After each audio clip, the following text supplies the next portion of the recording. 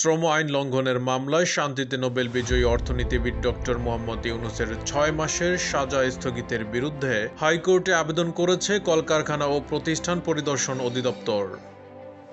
সেই সঙ্গে আদালতের অনুমতি ছাড়া যাতে তিনি বিদেশে যেতে না পারেন সেই আবেদনও করা হয়। রোববার ৪ ফেব্রুয়ারি হাইকোর্টের সংশ্লিষ্ট শাখায় কারখানা ও প্রতিষ্ঠান পরিদর্শন অধিদপ্তরের পক্ষে অ্যাডভোকেট খুরশিদ আলম খান এই আবেদন দায়ের করেছেন। বিচারপতি মোহাম্মদ নজরুল ইসলাম তালুকদারের নেতৃত্বাধীন বেঞ্চে এ আবেদনের ওপর শুনানি হতে পারে। এতে শ্রম আপিল আদালতে ডক্টর ইউনূসের মামলা ৬ মাসে নিষ্পত্তি যেন হয় হাইকোর্টে এমন আবেদনও করা হয়েছে।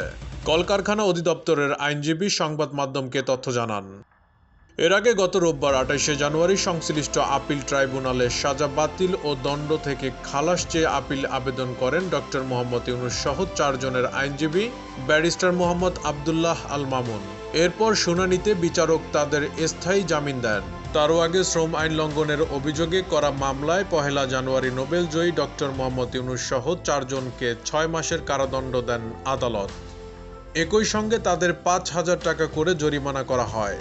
রায়ে গ্রামীণ টেলিকমের সব শ্রমিককে তাদের ন্যায্য পাওনা ৩০ দিনের মধ্যে দিতে বলা হয়। তবে আপিলের শর্তে সেদিনই সাজাপ্রাপ্তদের ১ মাসের জামিন দেওয়ায় কাউকে কারাগারে যেতে হয়নি।